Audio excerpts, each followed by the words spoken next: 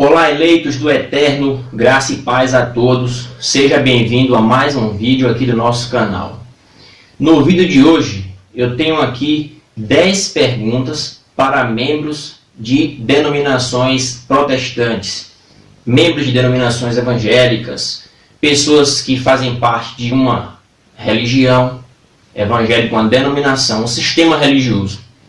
São 10 perguntas que essas pessoas fogem de responder, elas evitam responder, porque essas perguntas são retóricas e ao mesmo tempo desconstroem o sistema religioso na qual elas estão inseridos, uma vez que tudo que o sistema religioso ensina de evangelho é distorcido e vai na contramão do verdadeiro evangelho e do que verdadeiramente é igreja segundo as Escrituras.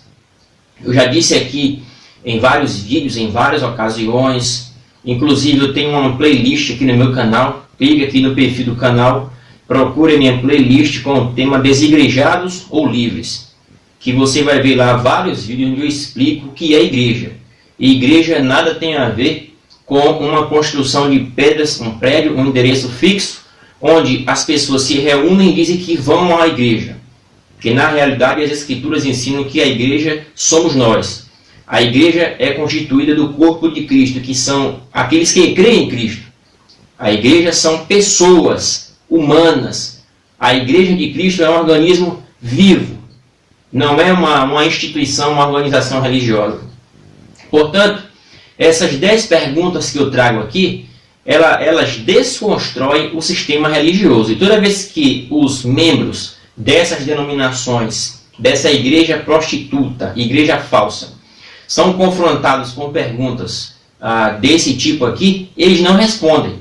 Eles fogem, eles dão um jeitinho de não responder isso daqui. Então vamos lá. A primeira pergunta: por que ser membro de uma denominação protestante se durante 1500 anos não existiu denominação protestante? Essa pergunta aqui é um checkmate, porque desde a morte de Cristo, durante 1500 anos após sua morte, não foi fundada nenhuma denominação protestante. Tivemos a fundação do catolicismo no século IV, por intermédio de Constantino. Somente depois de 11 séculos, 1500 anos depois da morte de Cristo, e 11 séculos depois de Constantino fundar a Igreja Católica, a denominação católica, é que nós vamos ter aí a reforma protestante trazendo denominações protestantes, evangélicas. Antes disso, os irmãos, os crentes, os primeiros cristãos, reuniam-se em suas casas. Era um culto primitivo e simples, conforme nós temos a descrição em diversas passagens do Novo Testamento. Mas nunca criaram uma denominação. Isso veio 1500 anos depois. Então por que hoje, para ser salvo, tem que ser membro de uma denominação?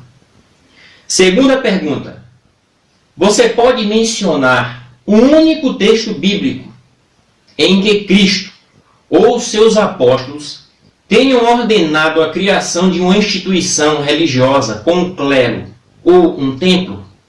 Um único texto bíblico? Porque não existe nas Escrituras um texto bíblico no Novo Testamento, vindo de Cristo ou dos apóstolos, em que eles tenham incentivado ou ordenado alguém a fundar uma denominação. Ok? É outra pergunta que eles não respondem.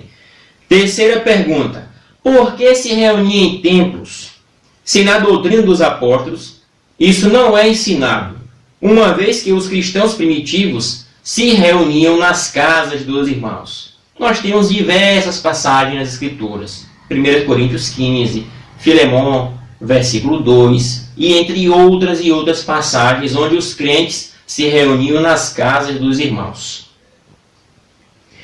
Continuando falando de templo. Quarta pergunta: por que blasfemar, chamando o templo de pedra de igreja, se a Bíblia ensina que igrejas são pessoas compradas pelo sangue de Cristo e que se reúnem em nome de Cristo?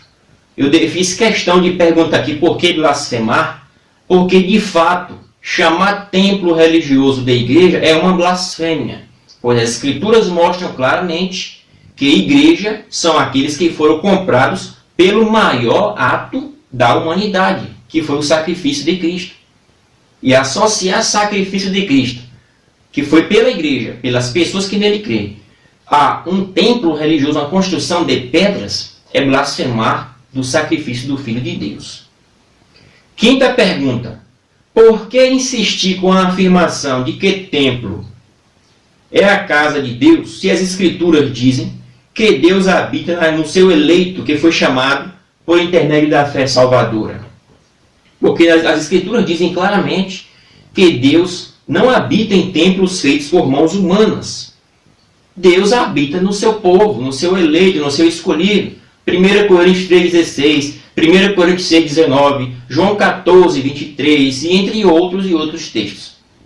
A Bíblia diz em Atos 7,48 que o Altíssimo não habita em templos feitos por mãos humanas. Atos 17, 24 diz que o Eterno não habita em templos feitos por mãos de homens e nem tampouco é servido por mãos humanas como se tivesse necessidade de alguma coisa. Portanto, essa insistência em chamar igreja de templo, o templo de igreja, é apenas para cativar e atrair pessoas para sustentar o império dos líderes desse sistema religioso. Sexta pergunta: por que pagar dízimos, 10% do salário, se essa doutrina não está presente no Novo Testamento? E aí eu lanço um desafio. Eu desafio qualquer crente do sistema religioso denominacional, ou qualquer pastor ou líder religioso, que me mostre onde o Novo Testamento abona o dízimo. Não existe nenhuma base bíblica para se pagar dízimos na dispensação da igreja. Ok? É uma heresia e uma mentira. Sétima pergunta: considerando a possibilidade hipotética da validade do dízimo para a igreja, por que entregar o dízimo em dinheiro, uma vez que dízimo nunca foi entregue em dinheiro, mas sim em alimentos, ainda que existia moeda corrente no período veterotestamentário? Vamos traduzir melhor. Se o dízimo de fato valesse ainda hoje, digamos que o dízimo valesse, que a gente sabe que não vale, mas se valesse, hipoteticamente falando, por que entregá-lo em 10% do salário em dinheiro, se as Escrituras nunca ensinou que dízimo era dinheiro? Porque o dízimo no período veterotestamentário era entregue em alimentos, Deuteronômio 14, 22. Aí alguém pergunta: olha, mas é porque não tinha dinheiro. Tudo mentira e falácia e engodo para enganar as pessoas. No mesmo texto de Deuteronômio 14, 22 a 29, é dito que havia dinheiro, havia moeda corrente. Inclusive, quem morasse longe do local que o dízimo deveria ser entregue, poderia vender aquele dízimo, que era o alimento, e lá naquele local, com o dinheiro com o qual ele vendeu o dízimo, ele comprar novamente alimentos e comer o dízimo. Olhe que a expressão dita ali, em Deuteronômio 14, é comer dízimo, ou seja, dízimo é comestível, eram alimentos e não dinheiro. Oitava pergunta: por que chamar pastores de ungidos se as Escrituras ensinam que todo cristão em Cristo é ungido? É outro equívoco. Pastores se intitulam ungidos do Senhor, quando lá em 1 carta a João capítulo 2 é dito claramente que nós temos a unção do Santo, a unção do Espírito em nossa vida. Nós que somos salvos e regenerados. Portanto, todo cristão em Cristo Jesus, ele é ungido do Senhor. E não o pastor, um líder religioso, é um ungido do Senhor. É um homem intocável. Isso é tudo mentira também. 10ª pergunta: por que admitir autoridade e ordenação feminina se as Escrituras não dão nenhuma base para isso? E aí eu cito 1 Timóteo 2, 12 a 14, onde Paulo diz categoricamente, claramente, o apóstolo Paulo diz: não permito que a mulher ensine. Porque primeiro foi formado Adão, depois Eva. E Adão não foi enganado, mas Eva, sendo enganada, caiu em transgressão. Não há autorização nenhuma no Novo Testamento para a ordenação de ministério feminino.